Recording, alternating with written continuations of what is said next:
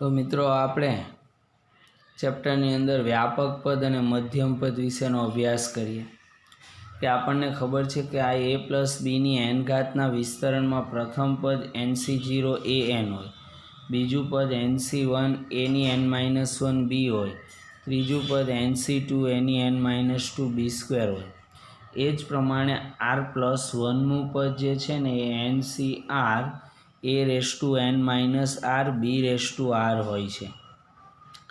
આ r plus 1મા પદને આપણે a પ્લસ બીની એનના વિસ્તરણનું વ્યાપક પદ કહીએ છીએ અને એ ટી r પ્લસ 1 વડે દર્શાવાય છે. એટલે કોઈપણનું વ્યાપક પદ શોધવા આ સૂત્ર મૂકવાનું છે, જે 5 વાર લખી મોડે કરવાનું. T r plus 1 NCr a raise to n minus r b raise to r. હવે a પ્લસ બીના વિસ્તરણના મધ્યમ પદની વાત કરીએ. આ વ્યાપક પદનું સૂત્ર થયું. હવે મધ્યમ પદ માટે બે વસ્તુ કે જો n યુગ્મ, n એટલે એની ઘાત હોય તે, n યુગ્મ હોય તો n પ્લસ 1 પદો થાય. એટલે કુલ ટૂંકમાં શું યાદ રાખવાનું છે, આ n પ્લસ 1 ને n યુગ્મ હોય તો એટલે કે આપણને n/2 પ્લસ 1મું પદ મધ્યમ પદ મળે. અહીંયાથી પછી સીધું આ જ લખી નાખવાનું. જો n યુગ્મ હોય તો n/2 પ્લસ 1મું પદ મધ્યમ પદ થશે. જેમ કે x પ્લસ 2y ની 8 ઘાત છે તો એનું મધ્યમ પદ એટલે n/2 પ્લસ 1 એટલે કે 4 દુ 8, 4 ને 1 5મું પદ એનું મધ્યમ પદ થાય n યુગ્મ હોય તો. હવે વાત કરીએ જો એની ઘાત n છે તે અયુગ્મ હોય. જો n અયુગ્મ હોય તો એ વિસ્તરણને બે મધ્યમ પદ મળે. તો બે મધ્યમ પદ એટલે પહેલું n પ્લસ 1/2મું પદ અને બીજું n પ્લસ 1/2 પ્લસ 1મું પદ. તો આ બે મધ્યમ પદ મળે જો n અયુગ્મ હોય તો. બરાબર. આ ચોકડી મારી એ પદ નહીં લખવાનું. જેમ કે 2x માઇનસ y ની 7 એના વિસ્તરણમાં તો n પહેલું મધ્યમ પદ તો n પ્લસ 1/2 એટલે nની જગ્યાએ 7 પ્લસ 1/2મું અવલોકન એટલે 8/2 એટલે ચોથું અવલોકન અને આ 4 વત્તા 1 એટલે 5મું અવલોકન. આમ બે મધ્યમ પદ થાય. પણ બીજી અગત્યની વાત છે ત્રીજો મુદ્દો કે જ્યારે x પ્લસ 1/x ની 2n ઘાત હોય અને એના વિસ્તરણનું મધ્યમ પદ આપણને કેટલું મળે તો કે આમાં 2n ઘાત એટલે યુગ્મ એટલે શું આવે n પ્લસ 1/2. તો 2n પ્લસ 1 પ્લસ 1/2 એટલે n પ્લસ 1મું પદ થશે, કારણ કે 2n એ યુગ્મ છે. એટલે મધ્યમ પદ કે n પ્લસ 1મું પદ એટલે શું કહે છે ખબર? કારણ કે આ 1 પ્લસ 1 2 થઈ જાય ને 2 કોમન કાઢો એટલે n પ્લસ 1 વધે ને છેદમાં 2 છે એ 2 ઉડી જશે. તો 2NCn x raise to n 2NCn, કારણ કે મારે મધ્યમ પદ જે છે તે કેટલામું પદ છે એ ખબર નથી અત્યારે એટલે n લઉં છું. xની n ઘાત ને 1/xની n ઘાત, તો xની n ઘાત ને xની n ઘાત ઉડી જશે એટલે શું મળ્યું તો કે 2NCn. આ એનું મધ્યમ પદ મળે.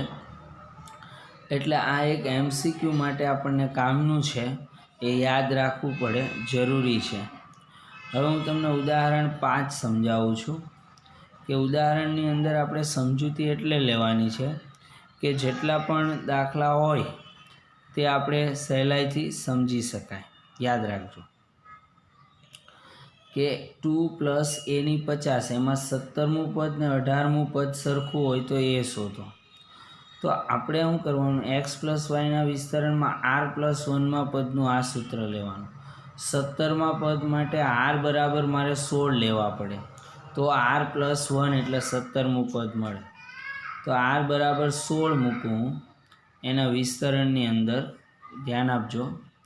તો હવે આ સૂત્રમાં મૂકું છું 50 × 16, x એટલે 2 છે, એની n માઇનસ r એટલે 50 - 16 અને એની એટલે y હોય એની r ઘાત એટલે એની 16 ઘાત. તો અહીંયા 2 ની 34 ને એની 16 આ 17મું પદ આવ્યું. એ રીતના 18મું લેવું હોય તો r બરાબર 17 લેવા પડે. એટલે 50 c 17 2 ની 33 ને a ની 17 ઘાત. આ રીતે a ની 17 અને a ની 18 બંને સરખું આપેલું છે તો બેઉને સરખાવી દીધા. એટલે 50 c 16 2 ની 34 a ની 16 50 c 17 2 ની 33 a ની 17. તો મારે a શોધવાનો છે ને તો a નું 17 છેદમાં a ની 16 ઘાત અને બીજું આ 50 c 16 છેદમાં 50 c 17 2 ની 34 છે છેદમાં 2 ની 33 ઘાત એટલે એક જ વાર 2 વધ્યું. તો હવે 50 c 16 એટલે 50 ફેક્ટોરિયલ 16 ફેક્ટોરિયલ ને 50 માઇનસ 16 એટલે 34 ફેક્ટોરિયલ ગુણ્યા 50 c 17 છે તો 50 ફેક્ટોરિયલ છેદમાં 17 ફેક્ટોરિયલ 50 માઇનસ 17 33 એટલે એને ઉપર લઈ લીધું એટલે 17 33 થઈ ગયું. તો હવે 50 ફેક્ટોરિયલ ઉડી જાય એમ 17 ગુણ્યા 16 ફેક્ટોરિયલ એટલે ખાલી 17 વધે એ પણ ઉડી જાય. 34 છે ત્યાં 34 ગુણ્યા 33 એ પણ ઉડી જાય એટલે ગુણ્યા 2 બરાબર આપણને 1 મળશે. એટલે વધશે ખાલી 1. આ રીતે એની કિંમત આપણને 1 મળે છે. આ ઉદાહરણ 6 આપણને નથી કરવાનું, સાબિત કરો પ્રકારનું. ઉદાહરણ 7 જોઈએ કે x પ્લસ 2y ની 9 ઘાતના વિસ્તરણમાં xનો 6 અને yના ઘનનો સહગુણક શોધો. તો હવે x પ્લસ 2y ની 9 ઘાત એમાં r પ્લસ 1મું પદ કેટલું થશે? તો xની 6 અને yના 3 વાળું પદ છે એમ સમજો. તો કારણ શું છે કે આપણે આનો સહગુણક શોધવાનો. તો tr plus 1 9cr xની 9 minus r ઘાત અને 2y ની r ઘાત. તો એમાંથી મેં xને છૂટું પાડ્યું 2ની r ઘાત xની 9 માઇનસ r અને yની r ઘાત. 2y હતું ને એને છૂટું પાડ્યું. હવે xની 6 અને yના ઘનમાં xની ઘાત ને yની ઘાતની સરખામણી કરતા તો xની ઘાત કેટલી છે અહીંયા? તો કે 9 માઇનસ r ને અહીંયા પણ 9 માઇનસ r છે. ઓકે, પછી અહીંયા yની r ઘાત છે તો સામે બી yની r ઘાત છે. તો એનો મતલબ એવો કે tr પ્લસ 1માં તેમની ઘાત સરખાવો એટલે કે xની 6 ઘાત સાથે સરખાવો તો શું થાય?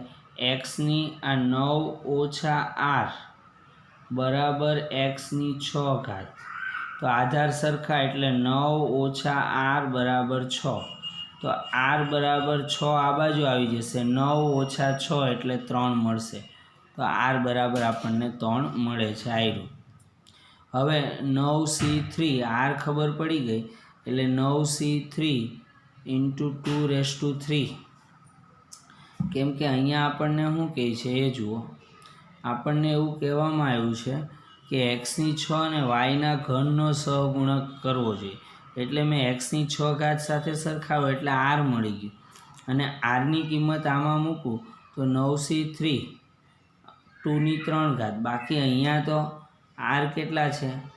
તો કે r એટલે 9 માઇનસ 3 એટલે 6. xની 6 અને yની 3 તો સહગુણક તો આટલો જ થયો ને મારે.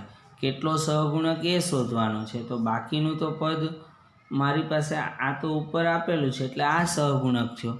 તો 9c3 2નો ઘન 9c3 એટલે 9 ફેક્ટોરિયલ છેદમાં 3 ફેક્ટોરિયલ 9 માઇનસ 3 6 ફેક્ટોરિયલ ને 2નો ઘન સાદુરૂપ આપવાથી આ મળશે.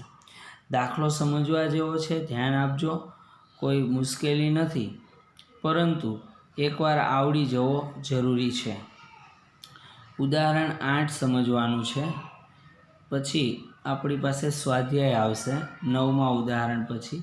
તો પહેલાં ઉદાહરણ 8ની અંદર જે ગણતરી છે ને એના પર ફોકસ કરો કે અહીંયા બીજું, ત્રીજું અને ચોથું પદ આપેલા છે આટલા. તો x, a અને n શોધવાનું છે. તો બીજું પદ t2 240 છે.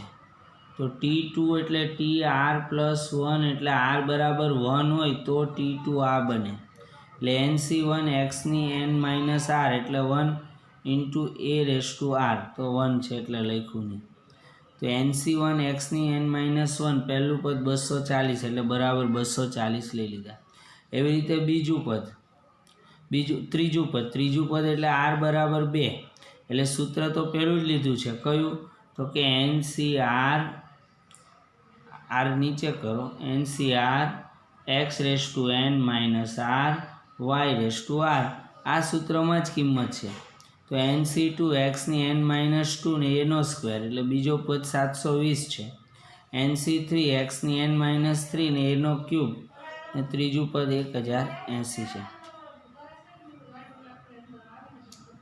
તો હવે આપણે શું કરીએ? તો કે બીજા પદ, આ 3 સમીકરણો છે એમાં જ સાદુરૂપ આપવાનું છે. બીજા પદને પહેલા વડે ભાગી નાખો, આ બીજાને પહેલા વડે ભાગીએ તો આપણને આટલું મળે છે. ફેક્ટોરિયલમાં n-1 છે, પછી એમાં એક ઘટાડો એટલે n-1 ઇન્ટુ n-2 આવશે. તો n-2 ફેક્ટોરિયલ ઉડી જાય એટલે એના છેદમાં x, 6ના છેદમાં n-1 લઈ જાઓ, આને પરિણામ 4 આપો. હવે 3ને 2 વડે ભાગો એટલે એના છેદમાં x, 9ના છેદમાં 2n-2. હવે આ ચોથું ને પાંચમું આ બંને પરિણામ સરખાવી દેવાના એટલે n મળી જાય. એને પરિણામ 1 પરથી 5x⁴, પરિણામ 1માં n બરાબર 5 મૂકીએ આપણે તો 5c1 5 - x, 5 - x 1 એટલે 4, x⁴ એ 240, એટલે આ 240 વાળું પદ. અને 4 પરથી એટલે ચોથામાં પણ કિંમત મૂકી છે. આ ચોથામાં n બરાબર 5 - 1 એટલે 6ના છેદમાં 4, એટલે કે 3ના છેદમાં 2. તો a/x બરાબર 3/2. તો આની અંદરથી અને આની અંદરથી a અથવા xની કિંમત મૂકી દો એટલે x બરાબર 2 અને a બરાબર 3 મળશે. ઉદાહરણ 9 આપણે નેક્સ્ટ પીરિયડમાં કરીશું, પણ અહીંયા તમે જોઈ શકો છો કે સહગુણક શોધવાના છે. એનો પહેલો, બીજો અને વિસ્તરણનું વ્યાપક પદ એનો ત્રીજો અને ચોથો, એટલે 4 દાખલા સુધી તમારે કમ્પ્લીટ કરવાનું છે. બાકીનું હું તમને સમજાવી દઈશ.